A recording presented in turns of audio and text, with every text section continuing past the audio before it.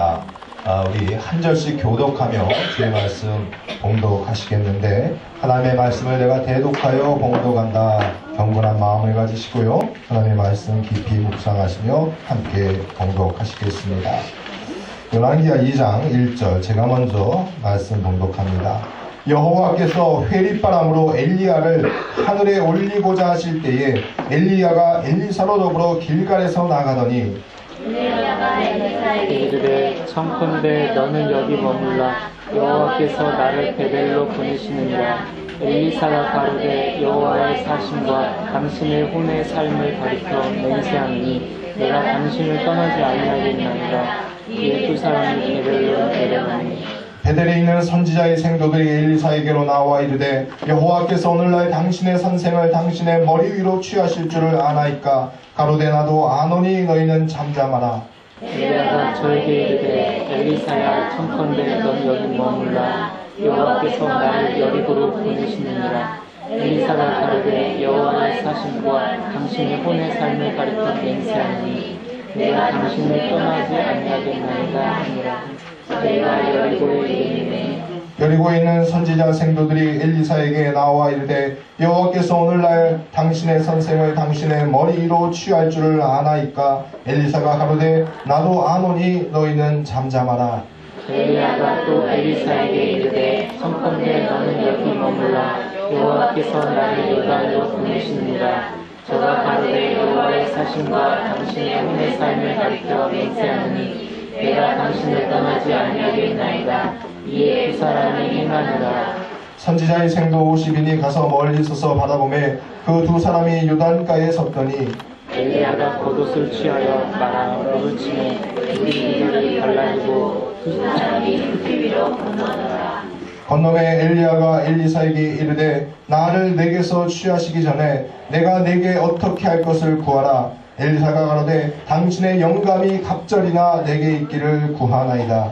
가로되 내가 어려운 일을 구하는도다. 그러나 나를 내게서 취하는 것을 내가 보면 그 일이 내게 이르느니와 그렇지 아니하면 이루어지 아니하리라 하고 두 사람이 행하며 말하더니 호련히 불수레와 불말들이 두 사람을 격하고 엘리야가 회리바람을 타고 승천하더라. 엘리사가 보고 소리 지르되 내 아버지여 내 아버지여 이스라엘 병과 그 마병이 다시 보이지 아니하는지라. 이에 엘리사가 자기의 옷을 잡아 틀에 찢고 엘리야의 몸에서 떨어진 겉옷을 주워 가지고 돌아와서 요단 언덕에 서서 엘리야의 몸에서 떨어진 그 겉옷을 가지고 물을 치며 가로되 엘리야의 하나님 여호와는 어디 계시나이까 하고 저도 물을 치매 물이 이리저리 갈라지고 엘리사가 건너니라. 아멘. 엘리사의 하나님, 하늘의 병거와 마병이여.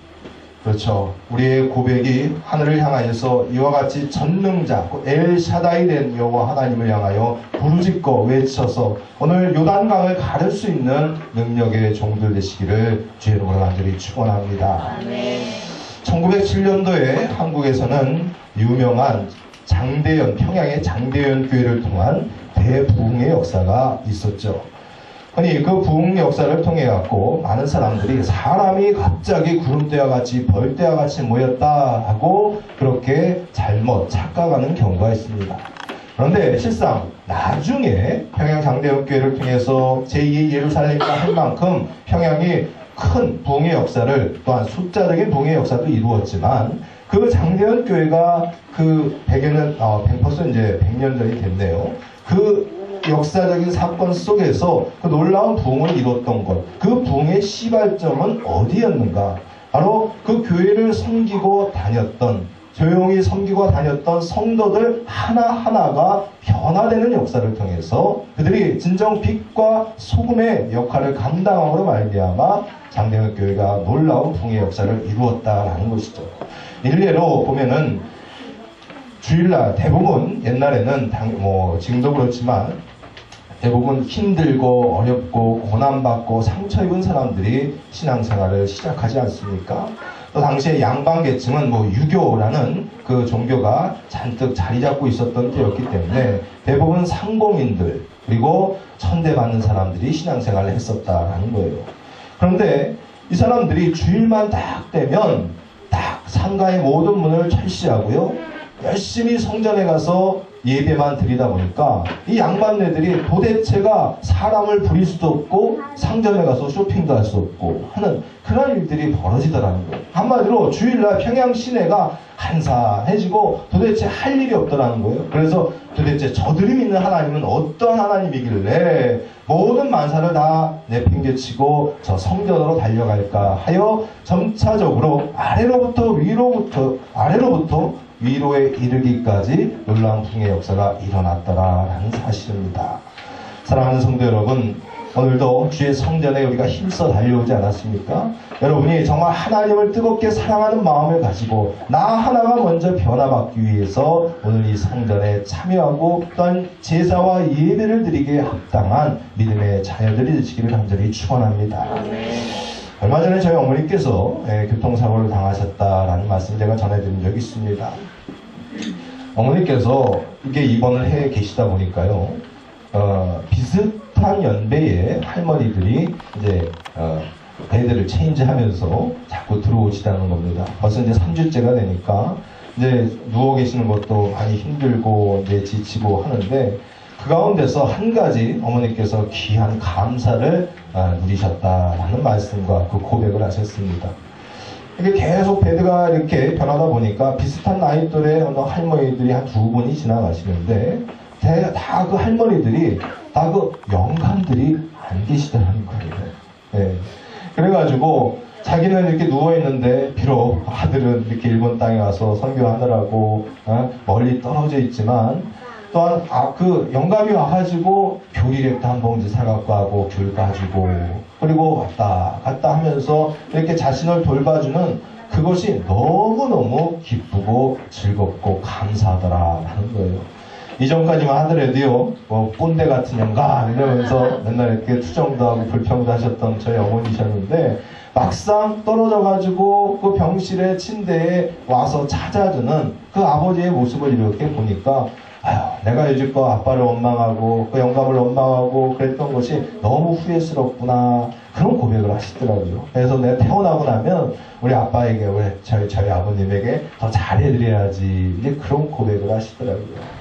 그래요. 때로는 고난이 내게 유익이다라는 것. 비록 이제 많은 나이를 사셨고요, 또한 인생의 자리를 사셨지만 이제 와서 또 부부의 관계를 이렇게 뜨겁게 하나님께서 다시 이렇게 만져주시고 사랑 가운데 거하게 해주시는 것, 이것 역시 또한 하나님께서 그 불행 가운데도 또한 우리에게 행복을 주시는 놀라운 역사이라 저는 믿어 심치 않습니다. 오늘 본문의 말씀을 통해서도 엘리야라는 위대한 선지자를 따랐던 엘리사, 바로 그 본문의 귀한 주인공을 통해서 우리가 또한 그와 같은 은혜를 나누기를 원합니다. 우리가 그리스도 예수의 탄생을 기리며 또한 그 탄생을 또한 기다리며 여러 가지 성탄의 준비와 행사를 우리가 준비하고 있지 않습니까? 근데 그 예수 그리스도께서 태어나시고 33살에 그의 인생을 마감할 때에 그의 공생의 3년을 통해서 많은 제자들과 무리들이 그를 따랐고요, 그 따르는 가운데 많은 기적과 표적과 역사를 보았고요, 놀라운 감동과 능력을 누렸음에도 불구하고 막상 그 예수님께서 십자가에 달려 돌아가실 때에는 심지어 가장 가까이서 따랐던 12명의 제자, 심지어 그 중에 한 명은 그리스도 예수를 팔아 넘기기까지 하였고요, 그 모든 11명의 제자가 예수를 다 멀리 떠나지 않습니까? 많은 표적과 기적과 병고침의 역사와 은사를 누렸던 병든 자들조차도 다 예수를 멀리하고 도망쳤더라는 겁니다. 그런데 끝까지 예수의 곁을 지키는 여인들과 더불어 예수의 시신을 마지막에 거두어서 장사 지냈던 사람이 여러분 누군지 아십니까? 아리마대 요셉이라는 사람이었습니다. 당대의 바리새인이었고요, 또한 유대인의 관원이었지만 그가 그리스도 예수를 조용히, 그가 또한 바리새인이었고 유대인이었기에 떳떳이 내세우면서 믿음의 자리를 또한 예수를 추종할 수는 없었지만, 그러나 마지막 때에 다 나 몰라라 하고 도망치고 등 돌리고 배신하고 나아갈 때에 그 마지막을 책임졌던 사람, 바로 그 사람이 아리마대 요셉이었던 사람이었습니다. 그렇습니다. 우리가 때로는 교회 안에서도 조용히 신앙생활 하다가요, 그러나 결정적인 때에 하나님과 또한 이 교회를 위하여서 열심을 다하여 충성하고 봉사하는 귀한 주님의 성도가 또한 있을 줄 믿습니다. 하나님 앞에서요, 우리가 귀하게 쓰임받는다는 것, 우리가 꼭 드러나지 않더라도요, 하나님 앞에서 결정적인 순간에 하나님의 그 놀라우신 능력과 섭리하심을 따라서 하나님의 뜻을 쫓아 순종하는 삶을 살아가는 또한 아리마다 요셉과 같은 사랑하는 성도들이 되시기를 간절히 축원합니다. 오늘 엘리사는요, 위대한 선지자 엘리야의 제자였습니다. 엘리야는 특별히 열왕기상 19장까지의 말씀을 보면 제단에 또한 물이 가득 차 있는 도랑에 이르기까지 불을 내려가지고 또한 제단을 불사르는 그런 능력의 선지자, 하나님을 그렇게 이끄는 능력의 선지자였고, 손바닥만한 구름에서 또한 비가 내리게끔 하는 기도의 선지자였습니다. 그런데 이 놀라운 역사들을 행한 뒤에요, 엘리야는요, 갑자기 그 열왕기상 19장의 역사의 무대에서 사라져버립니다. 그 사라지게 된 배경을 보면은 하나님께서 엘리야가 그 모든 역사를 행한 뒤에도 낙심하고 절망할 때에 너를 위해서 남겨둔 7천인이 있다라는 말씀을 하시죠. 그리고 나서 바로 엘리야의 그 역사적인 사료가 사라지게 됩니다. 그 이유는 결국 무엇이었느냐? 남겨둔 7천인을 하나님의 사자로 양육하고 교육하기 위해서 사라져버리게 되었다라는 겁니다. 그래서 열왕기상 22장에 이르기까지, 20장으로부터 22장에 이르기까지 서너 장에 걸쳐서요, 엘리야의 행적이 기록되어져 있지 않고 오히려 무명의 선지자들이 나타나서 국가와 나라를 돕는 그러한 역사들이 발견됩니다. 드디어 급기야 열왕기야 1장에 와서요, 드디어 엘리야가 다시 등장을 합니다.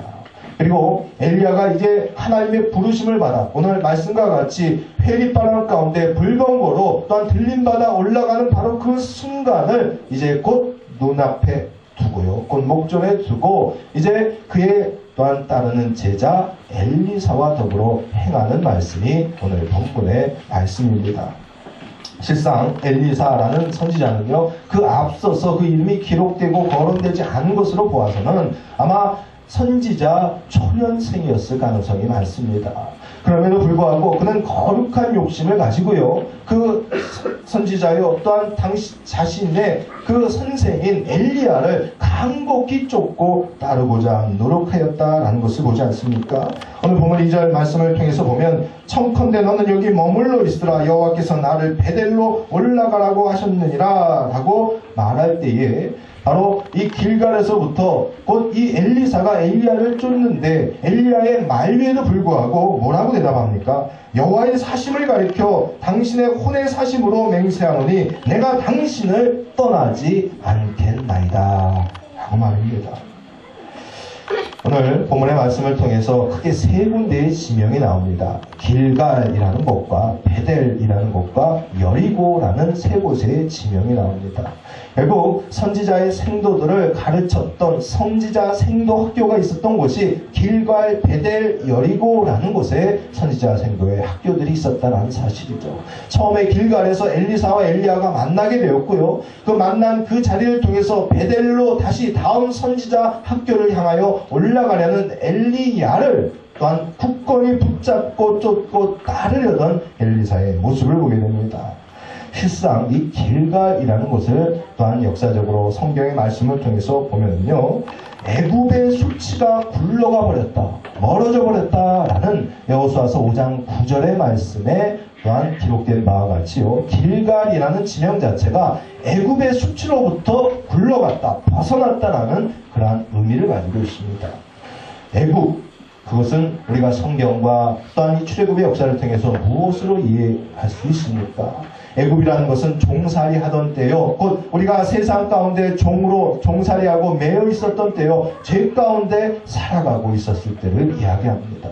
그런데 그 종살이하고 죄 가운데 매여 있었던 그때를 극복하고 내가 그것으로부터 자유함을 얻었다. 곧 내가 그리스도 예수를 이제 새롭게 믿게 되었고 여호와 하나님을 바라볼 수 있게 되었고 말씀을 들을 수 있고 깨닫게 되었다라는 그 신앙의 출발점을 이야기하는 것입니다.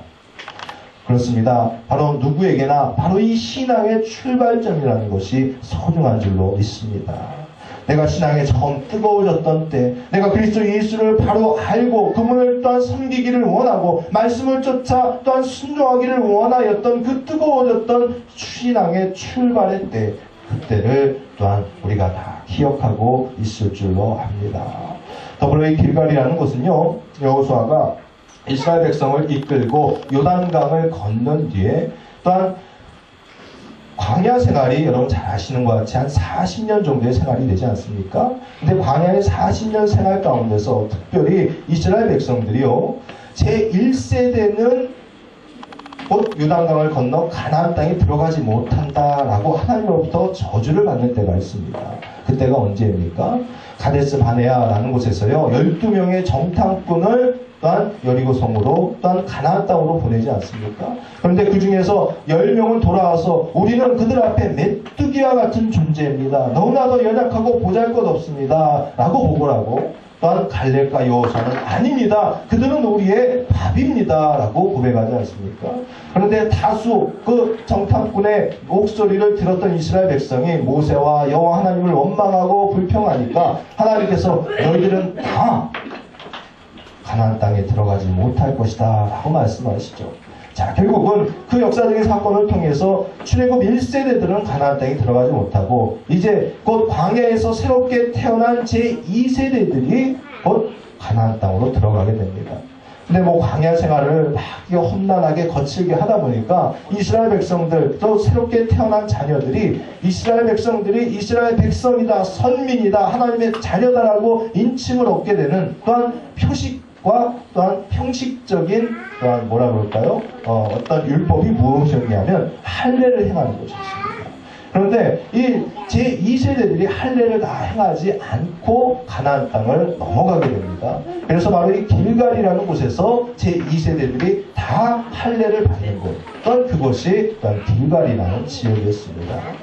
그렇습니다. 사랑하는 여러분, 우리의 신앙의 출발점, 우리의 몸도 새롭게 하고요, 내 마음도 내 영혼도 새롭게 하는 그 믿음의 출발점, 이것이 모든 믿는 자들에게 반드시 필요한 줄로 믿습니다.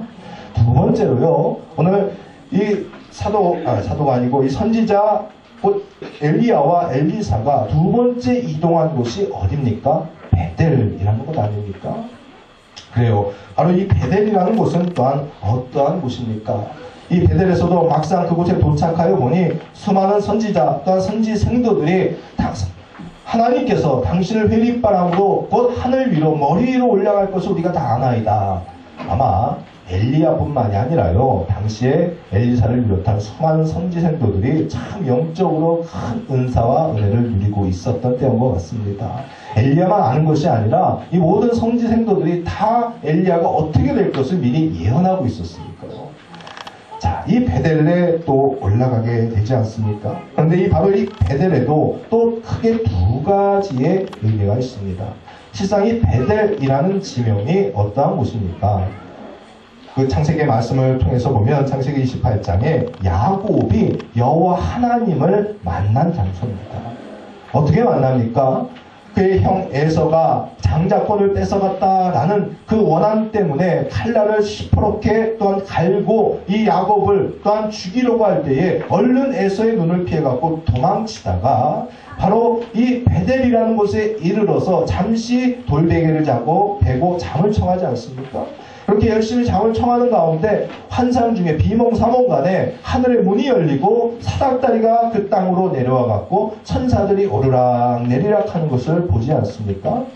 바로 그것을 가리켜서 그래서 이곳이 하나님의 집이구나, 내가 다시 살아서 이곳으로 돌아온다라고 하면 내가 하나님 앞에서 온전한 제사와 11조를 드리고 하나님의 참 백성으로서 내가 살아가리라 라고 고백하고 제사를 드렸던 첫 번째 제사의 자리가 벳엘이라는 겁니다. 그리고 벳엘은요, 히브리어 말로 보면 벳 하면은 집이고요, 엘 하면은 여호와 하나님을 가리킵니다. 곧 하나님의 집이다라고 일컬음을 얻은 장소였고요. 그곳에서 그가 제사를 드림으로 말미암아 하나님에게 어떠한 복을 얻습니까? 28장 14절 15절 말씀에 보면 창세기에 내가 너를 축복하여 모든 족속이 너와 내 자손을 인하여 복을 얻으리라. 내가 너와 함께 있어 내가 어디로 가든지 너를 지키며 이 땅으로 돌아오게 할지니라 라고 말씀합니다. 그래요. 그가 결단하고 마음에 분명한 믿음을 가지고 제사하고 예배드렸던 바로 그 자리를 통해서 하나님께서 저와 여러분을 축복하여 주실 줄 믿습니다. 내 안에 신령, 그 믿음으로 어떻게 제사하느냐, 하나님께서는 우리의 중심을 보시는 여호와 하나님이신 줄 믿습니다. 우리가 오늘 드리는 예배의 자리를 통해서도요, 내가 이 예배의 자리를 통해서 하나님 앞에 내어놓는 내 신령과 내 믿음과 내 기도의 제목이 온전히 연락되기를 위해서 기도하는 마음으로 이 예배에 참여하시기를 바랍니다. 너의 기도대로 내가 이루어 주리라 라고 하나님은 오늘도 말씀하여 주실 줄 믿습니다. 곧 이 베델은 하나님을 만나는 장소였고요, 하나님이 축복하는 장소, 곧 제사의 자리요, 예배의 처소요, 주의 성전이었다라는 겁니다. 그리고 또 베델이라는 것은요, 또한 그와 정반대의 의미도 가지기도 합니다. 나중에 남북 분열 왕국 시대에 바로 이 베델이 처음에 야곱이 제사와 예배를 드리고 축복을 받았던 자리였기 때문에 이곳을 통해서 북왕국의 여로보암이라고 하였던 그 초대왕이 행여 남유다 곧 예루살렘으로 자신들의 국가, 북이스라엘 국가의 백성들이 행여 제사를 드리러 내려갈까봐 그것을 막기 위해서 베델에다가 황금우상 송아지를 세우고요, 그곳에다 예배를 드릴 수 있도록 그 처소를 만들게 됩니다. 원래는 하나님 앞에 드렸던 예배의 자리고 성전이었는데 이곳을 우상의 성전으로 변개시켜갖고 예배를 드리게 하였다는 거예요. 이게 결국은 어떠한 역사가 일어난 겁니까? 하나님의 성전이 우상의 신전으로 변화되었다는 건 아닙니까? 사랑하는 여러분, 우리가 성전에 모이고 함께 예배를 드리지만 함께 예배를 드리고 모이는 이 성전이 항상 우리가 행복하고 화목하고 기쁘고 즐거움만 있으란 법이 없지 않습니까? 때로는 갈등도 있고요, 분열도 있고 어려움도 있고 또한 궁핍함도 있기 마련입니다. 그러나 사랑하는 여러분, 길갈에서 베델로 올라가기까지요, 이 엘리사가 엘리야를 쫓는 그 마음의 중심에는 그 우상신전이 난무하고 갈등이 있고요, 또한 배신이 있고 또한 죄가 난무하는 그곳에 굳이 따라가려고 하였던 이유가 있었으리라 믿습니다. 그것은 무엇입니까? 아무리 갈등이 있고요, 어려움이 있다 할지라도 그 예배에 쳐서 제사의 자리에 나아가서 하나님의 말씀을 굳게 붙잡고 내가 그 자리를 변화시키리라. 내가 진정 변화된 인생의 자리를 통해서 평양 장대연교회와 그 평양이 변화됐던 것과 같이 내가 베델을 변화시키리라라는 그러한 마음과 결단으로 올라가게 된 줄로 믿습니다. 그러한 믿음을 가지시기 바랍니다. 지금 당장 어렵다고 힘들다고 여러분 낙심하지 마십시오. 바로 엘리사와 같이 엘리야를 쫓아서 끝까지 이 성전을 지키고요, 이 성전 안에서 하나님의 거룩하신 말씀이 바르게 선포되기 위하여서, 그리고 하나님의 거룩하신 영이 온전히 좌정하시고 임자하여서 우리를 축복하게 하기 위해서 끝까지 쫓으시는 사랑하는 성도들 되시기를 간절히 축원합니다.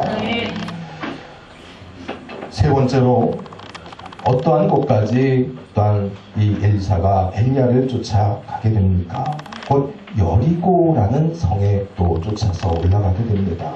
실상 길갈에서 베델은 북서쪽으로 약 30리쯤 되는 올라가는 곳이라고 한다면요, 이 여리고라는 곳은요, 길갈에서 남쪽으로 또한 한참 내려오는 지역입니다. 그리고 이 여리고성 여러분 잘 알지 않습니까? 여호수아가 이스라엘 백성과 더불어서 그 여리고성을 무너뜨릴 때 하루에 한 번씩 그 여리고성을 이렇게 침묵하며 돌다가 마지막 7째 되는 날에 여리고성을 7바퀴 반 돌고선 와 하고 그냥 함성을 지르니까 여리고성이 우르르 하고 무너지지 않습니까? 여러분 그 말씀을 통해서도 느끼고 아는 바이지만 그 여리고성이 무너지는 장면을 통해서도요, 우리가 무엇을 깨달아야 되냐면 여리고성이 이스라엘 백성의 총과 칼로 무너진 게 아니었다라는 거예요. 그들이 함성을 질렀다고 해가지고 그 함성 때문에 그 견고한 여리고성이 무너졌겠습니까? 아니죠. 우리가 믿음을 가지고 하나님의 말씀을 쫓아 행하다 보면 우리가 아무리 연약하다 할지라도, 아무리 우리가 보잘것없다 할지라도, 가진 것 없다 할지라도 우리가 믿음을 쫓아 하나님의 말씀에 순종하다 보면 하나님께서 이루시는 역사가 저와 여러분에게 반드시 나타나게 될 줄 믿습니다. 그것이 곧 여리고성이 무너진 장면입니다.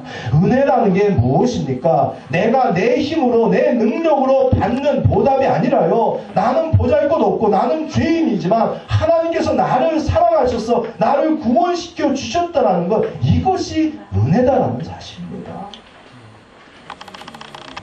430년간 종살이하던 이스라엘 백성이요, 또한 그들이 출애굽하게 된 것도 그들의 힘으로 출애굽했습니까? 모세의 힘으로 출애굽했습니까? 아니죠. 하나님께서 친히 출애굽시켜 주신 줄 믿습니다. 바벨론에서 70년 동안 포로 생활하던 그 이스라엘 백성들이 또 왜 출 바벨론을 하게 되었습니까? 그것도 역시 그때 무슨 레지스탕트나 쿠데타가 일어나서 출 바벨론을 했습니까? 아닙니다. 당시 제국의 역사가 바뀌면서 메대에서 바사로 바뀌면서 바사의 초대왕 고레스가 그냥 갑자기 그 마음이 변개되어서 이스라엘 백성 보고 나아가서 너희들의 성전을 건축하라, 너희들의 성벽을 재건하라, 너희들의 신앙을 회복하라, 이렇게 하지 않습니까? 이것이 하나님의 은혜다라는 겁니다. 여리고성, 바로 이 온전한 순종으로 이 여리고를 정복한 이 땅은요, 실상 해수면보다 낮은 그러한 지역입니다. 사해 근처에 있다 보니까요, 또한 특히 이제 팔레스틴 지역은 건조하고 척박한 땅 아닙니까? 그나마 그 지역을 향해서 물이 그나마 낮은 지역이니까 많이 모이게 되겠죠. 그러다 보니까 그 여리고성 주변만큼은 물이 마르지 아니하고 항상 비옥한 지역이 여리가 바로 그 여리고성이었습니다. 그렇기에 당시에 많은 강대국들이 다른 데는 다 차지하지라도 이 여리고성만큼은 꼭 점령하고자 하는 아주 몇 안 되는 중요한 요지였고 탐나는 성이 바로 여리고성이었죠. 그래서 이 여리고성을 또한 여호수아가 제일 처음에 가나안 땅을 정복해 내려갈 때에 제일 먼저 여리고성부터 정복한 이유가 다 있더라라는 것입니다. 그만큼 우리가 또한 하나님 앞에서요, 내 믿음 안에서 새로운 출발점이 있고 또한 예배의 자리를 통해서 때로는 갈등과 어려움이 있다 할지라도 견디고 이기고 또한 하나님 앞에 온전한 제사를 드리며 내 신령과 기도의 제목을 내려놓고 내가 하나님으로부터 응답받는 놀라운 역사를 체험하기 이르기까지 바로 이 여리고성에 나아가야 될 줄로 믿습니다.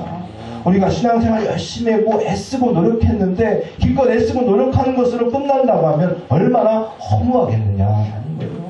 이 여리고성을 차지하는 것과 같이 적과 꿀이 흐르는 또한 비옥한 이 땅, 이 오아시스와 같은 이 땅을 내가 차지하고요, 내가 믿음의 자리에서도 복을 누리는 데에 이르기까지 한번 가봐야 되지 않겠느냐라는 사실입니다.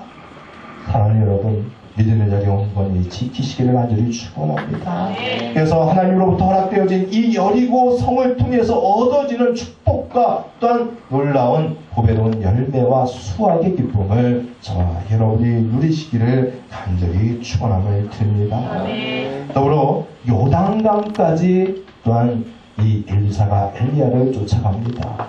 이 요단강은 우리에게 무엇을 시사합니까? 우리가 뭐 찬송가에서 요단강 건너가 만나리 그런 찬양이 있지 않습니까?